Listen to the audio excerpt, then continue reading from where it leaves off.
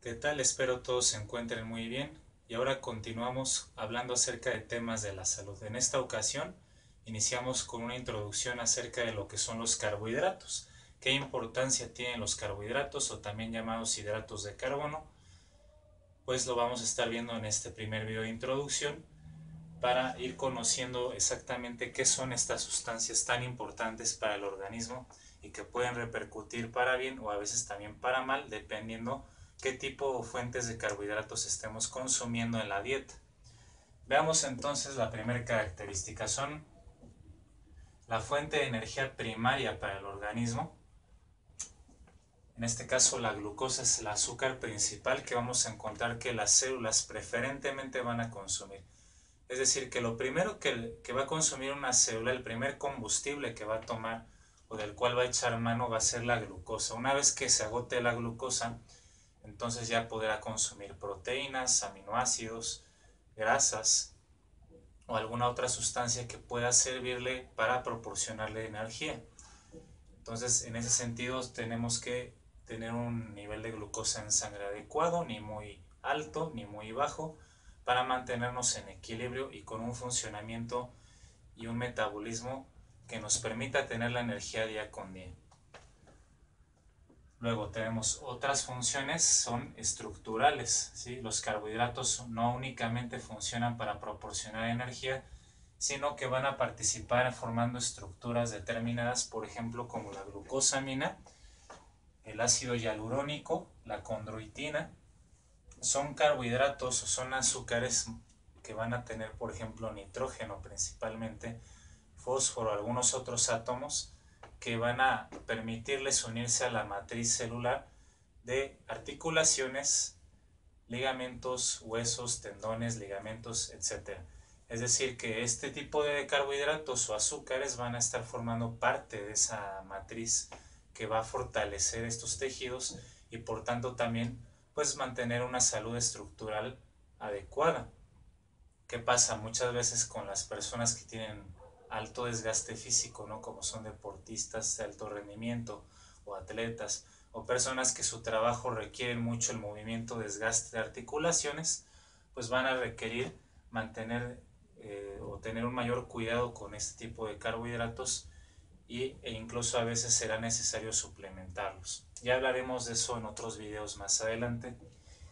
Glicoproteínas también, las glicoproteínas por ejemplo van a estar muy presentes en las membranas de las células y la función que tienen estas glicoproteínas, como su nombre lo dice, entre glico viene de glucosa y proteína, bueno, porque está unido a una proteína o a una cadena de aminoácidos.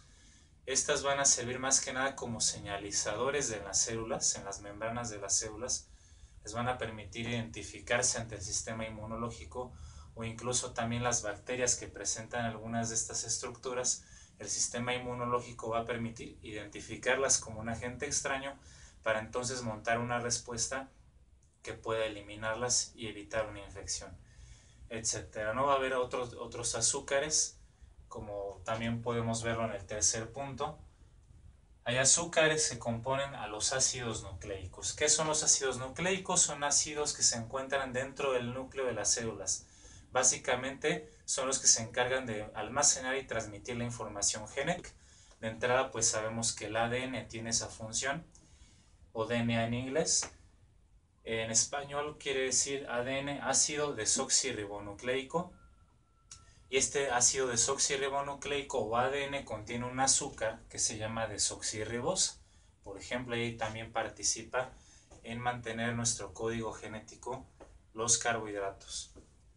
El ARN, que es el ácido ribonucleico, contiene otro azúcar que se llama ribosa, y el ARN es responsable de transmitir la información genética para que nuestras células puedan expresar pues sus diferentes funciones de acuerdo a la función que cada célula tenga en el organismo. Entonces, como podemos ver, cumplen funciones fundamentales además de proporcionar la energía. ¿Cómo se clasifican los carbohidratos? Bueno, los carbohidratos van a separarse en tres categorías principales. Empecemos con la primera, que serían los azúcares simples o también llamados monosacáridos. Los monosacáridos van a estar formados comúnmente por estructuras de entre 4, 5, 6 átomos de carbono y se van a representar, por ejemplo, la glucosa con un hexágono. En el caso de la glucosa contiene 5 átomos de carbono, que sería cada uno de estos 5 vértices, y el sexto vértice de esta estructura química es un átomo de oxígeno. Bueno, entonces para abreviarlo lo vamos a representar simplemente con un pequeño hexágono. Y los azúcares simples, bueno, tenemos de entrada nuevamente a la glucosa, que es la forma más fácil de metabolizar por todas las células en general. La fructosa, que es el azúcar encontrada principalmente en las frutas. La galactosa, que va a estar formando parte de la lactosa en los lácteos. La manosa, que es otro tipo de carbohidrato encontrado en ciertas plantas, ciertos vegetales, entre muchos otros que también existen como monosacáridos o azúcares simples. Entonces, estos son de hecho los primeros que, como ya decíamos en el primer punto, el cuerpo va a poder metabolizar, sobre todo en forma de glucosa. En el caso, por ejemplo, de la fructosa, el organismo la va a transformar gracias al hígado en glucosa, al igual que la galactosa que se consuma en la leche, se puede transformar por medio de reacciones con enzimas, todo esto, hacia glucosa. Y de ahí la glucosa es asimilada fácilmente a través de la sangre por todas las células del organismo, a excepción de que se tenga algún padecimiento relacionado a esto, pues entonces la glucosa llegará con facilidad a las células. Segunda categoría tenemos a los disacáridos, y aquí entonces tenemos un prefijo, ¿no? Que es el prefijo di, que literalmente quiere decir dos. Entonces son realmente dos unidades de azúcares simples, las que vimos en el punto anterior. Son dos unidades de monosacáridos, por ejemplo la sacarosa, que es el azúcar de mesa, el azúcar derivado de la caña, contiene como primer monosacárido glucosa y como segundo monosacárido a la fructosa. Entonces glucosa más fructosa se unen por medio de un enlace especial que le vamos a, o se le llama en bioquímica, el enlace glucosídico. Sí, ese es el nombre del enlace que va a unir a las unidades de azúcares en los enlaces glucosídicos o glicosídico, y entonces se forma el disacárido. La maltosa o azúcar de malta es también un disacárido, se usa sobre todo en procesos de fermentaciones a nivel industrial para producción de bebidas alcohólicas, por ejemplo.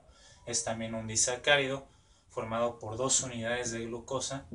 La lactosa, que es el azúcar de la leche, va a estar formado por galactosa y glucosa. ¿Qué ocurre? Que muchas personas son intolerantes a la lactosa porque ya no tienen las enzimas necesarias para poder cortar este enlace glicosídico y separarlo en sus dos monosacáridos. Entonces, cuando este azúcar ya no se puede metabolizar adecuadamente, las bacterias que están en el tracto digestivo van a poderla consumir como una fuente de energía, y estas bacterias producen a su vez toxinas. Las toxinas entonces generan los síntomas de la intolerancia a la lactosa principalmente. En tercer lugar tenemos a los polisacáridos. Aquí tenemos el prefijo poli, que significa muchos o múltiples. Entonces tendríamos muchos o múltiples unidades de azúcares simples o monosacáridos. Pueden ser desde cientos hasta miles de unidades de azúcar simple que se están uniendo igualmente por los enlaces glucosídicos o glicosídicos. De tal forma que para poder digerir tanto disacáridos como polisacáridos requerimos contar con enzimas que van a actuar como tijeras, básicamente van a ir recortando esos enlaces glicosídicos, van a ir liberando individualmente estas moléculas de azúcar simple para que puedan ser utilizadas y distribuidas de una forma más fácil. En ese sentido, pues tenemos también a los almidones, que bueno, hay varias clases de almidones, ya lo veremos con más detalle cuando analicemos carbohidratos buenos y carbohidratos malos. Son de origen vegetal todos ellos y se van a ir degradando parcialmente con estas enzimas que les llaman también enzimas hidrolíticas. Cuando escuchen hablar de reacciones de hidrólisis o enzimas hidrolíticas, simplemente se refiere a que estas enzimas son capaces de hacer la función de recorte de estos enlaces. También tenemos hidrólisis de proteínas para formar aminoácidos, hidrólisis de lípidos o grasas que van a estar formando ácidos grasos, entre otras sustancias que el cuerpo va a poder recortar y va a reducir a unidades más pequeñas y más simples que van a ser fácilmente utilizadas. La celulosa, que es un componente de la pared celular de los vegetales, tiene la función de proporcionarle resistencia, fuerza, rigidez a las células vegetales. Y por ejemplo esto lo podemos ver en la madera. La madera, más de un 90% de la madera está compuesta de fibras de celulosa. Y sabemos que la madera en general es un material resistente, fuerte. El papel también, en su conjunto, una sola hoja la podemos romper con facilidad, pero ya un conjunto de hojas ya no va a ser tan fácil romperlas. Las fibras de algodón, que también tienen resistencia, están formadas por celulosa en gran parte. La celulosa, sin embargo, no puede ser digerida por muchos seres vivos, incluyendo el ser humano, porque no tenemos las enzimas necesarias para recortar los enlaces glucosídicos de la celulosa. Sin embargo, algunos animales, como principalmente los rumiantes, tienen esas enzimas y ellos sí pueden digerir la celulosa. En ese sentido, la celulosa también se va a considerar como la fibra dietética que está en los alimentos vegetales, deriva de la celulosa. Ya hablaremos de eso también con mayor detalle en otros videos acerca del tema. Luego el glucógeno. El glucógeno es un polisacárido que sí es de origen animal, sí se va a encontrar en tejidos en animales. Y el glucógeno lo vamos a estar almacenando principalmente en el hígado. ¿Sí? El hígado va a ser el principal reservorio de este carbohidrato o de este polisacárido, de tal forma que cuando el organismo requiera azúcar, pues va a recurrir a sus reservas que están en el hígado de glucógeno. Entonces las enzimas hidrolíticas van a recortar ese glucógeno y van a ir liberando las unidades de glucosa individualmente hacia la sangre para que ésta pueda distribuirla a todas las células y tejidos de nuestro organismo. El músculo. Los músculos también son un tejido donde se requiere gran actividad metabólica por la contracción que tienen, más aún pues si hacemos ejercicios, si mantenemos una actividad física constante e intensa, pues el músculo tendrá mayor capacidad o irá desarrollando la capacidad de reservar más glucógeno que pueda utilizar en los momentos de ayuno o en momentos de explosividad en los ejercicios, en la actividad física. Finalmente, pues vamos en esta introducción a ver un poquito o adelantar un poco de lo que es la homeostasis de la glucosa, el azúcar principal en sangre. Recordemos que el término homeostasis simplemente se refiere a la regulación para mantener un equilibrio, en este caso de la glucosa, ¿no? Es decir, que la glucosa no sea ni muy elevada ni muy baja, sino que se mantenga en un intervalo adecuado, un intervalo fisiológico que sea favorable, sea saludable para el organismo. Aquí en este sentido, entonces, recordemos una hormona muy importante, la insulina. La insulina es una hormona fabricada y emitida por las células beta del páncreas, que son unas células especializadas de este órgano, encargadas, entre otras cosas, de la fabricación de esta hormona. Esta hormona, entonces, cuando llega hacia la sangre y de ahí se distribuye a los tejidos, va a permitir que la glucosa sea utilizada de la sangre hacia las células. Entonces la glucosa en la sangre va a ir disminuyendo porque esa glucosa va a ingresar a nuestras células para que en las mitocondrias pueda ser metabolizada y pueda ser entonces un generador de energía metabólica. Obviamente en enfermedades como la diabetes, pues la insulina o es insuficiente o ya no se produce con la calidad que debe ser, o puede generarse también un mecanismo llamado resistencia a la insulina, en la cual las células simplemente ya no van a responder a esta hormona. Y entonces si no responden, el efecto de la insulina también se perdería. Hablaremos de todo esto con más detalle en próximos videos, así que estén al pendiente, activen las notificaciones. La hormona que es antagónica de la insulina es el glucagón. Entonces el glucagón lo que va a hacer es que cuando la glucosa esté bajando en sangre, va justamente a recurrir a las reservas del hígado principalmente de glucógeno para que de ahí se libere ese glucógeno, se degrade en glucosa y esté circulando nuevamente en la sangre. Entonces la insulina disminuye el azúcar en sangre, resumiendo, y el glucagón por el contrario aumenta el azúcar en sangre. Finalmente, pues también y no menos importante, comentar algo que repercute mucho en nuestra salud. Respecto a los carbohidratos o azúcares, son las reacciones de fermentación. Las fermentaciones son reacciones químicas principalmente que se llevan a cabo por vías llamadas anaerobias o anaeróbicas, que es lo mismo. ¿Qué quiere decir que una vía sea anaerobia o anaeróbica? Simplemente que estas no requieren de oxígeno o se llevan a cabo estas reacciones químicas sin la presencia del O2, del oxígeno. Y son, pues, de hecho, llevadas a cabo en su enorme mayoría por células de la microbiota o de la flora intestinal, que puede ser también tanto saludable, una flora bacteriana que nos ayude, benéfica, pero también hay bacterias evidentemente que son malas. Y no solamente tenemos aquí bacterias que van a fermentar los alimentos, sino pues va a haber levaduras del género principalmente cándida, algunos otros hongos, protozoarios o incluso hasta parásitos que puedan llevar a cabo estas reacciones de fermentación.